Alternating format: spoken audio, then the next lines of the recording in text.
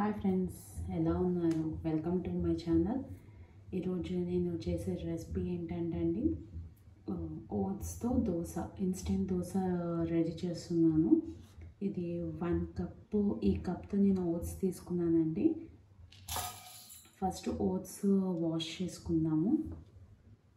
వాటర్తో వాష్ చేస్తున్నామండి. మరెన్నో వీడియోస్ కోసం ఒక లైక్, సబ్స్క్రైబ్ మై ఛానల్ అండి. ఇప్పుడు వాష్ చేసాము ఓట్స్. ఓట్స్ తీసుకున్నాను. ఆ కప్తోనే వాటర్ తీసుకున్నాను. 1 కప్ ఆఫ్ వాటర్ పోసి నానబెడుతున్నానండి. సైడ్కి ఒక 15 మినిట్స్ సోక్ చేద్దామండి. మీడియం సైజు ఆనియన్ అండి, ఇలా కట్ చేసుకున్నాము.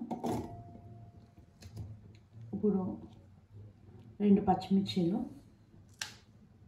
ఇలాగా విరిచి వేస్తున్నాను. ఒక 15 మినిట్స్ సోక్ చేసుకున్న మనం ఓట్స్ని మిక్సీ జార్లోకి వేద్దామండి.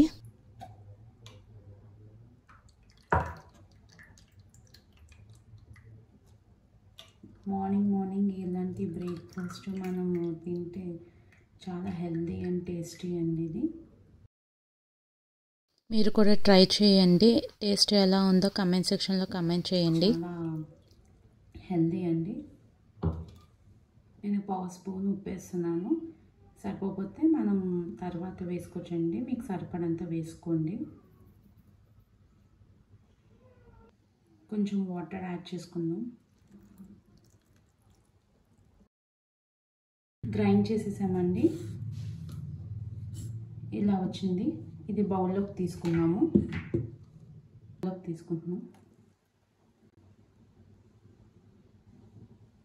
ఇప్పుడు బియ్యం పిండి 2 స్పూన్స్ వేసుకోవచ్చండి. ఎందుకంటారా, క్రిస్పీగా వస్తాయండి దోశలు. అందుకు నేను తీసుకున్న క్వాంటిటీకి అయితే నేను 1 స్పూన్ వేసుకుంటున్నాను. మీరు తీసుకున్న క్వాంటిటీకి ఎంతో మీరు దాన్ని బట్టి వేసుకోవచ్చు బియ్యం పిండి. ఇప్పుడు మిక్స్ చేద్దామండి.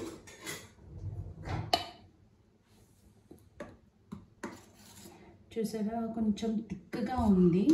వాటర్ యాడ్ చేసుకుందాం మనం దీంట్లో.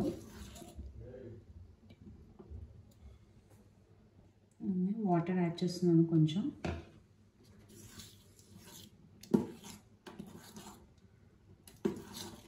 ఎక్కడ బబుల్స్ లేకుండా మిక్స్ చేయాలండి.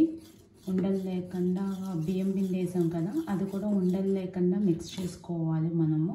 చూడండి, ఇంకా లూజ్గా రాలేదు. కొంచెం వాటర్ వేద్దాము.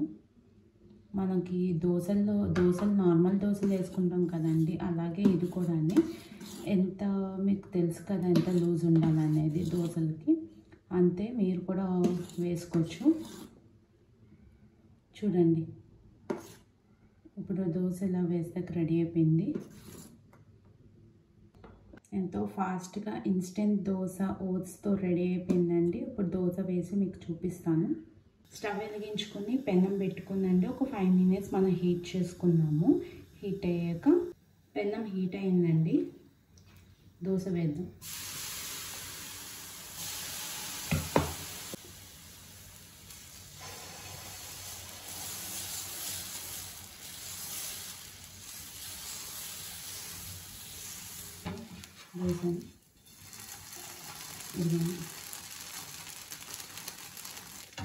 ఇన్స్టెంట్గా ఓట్స్ దోశ క్రిస్పీగా రెడీ అండి.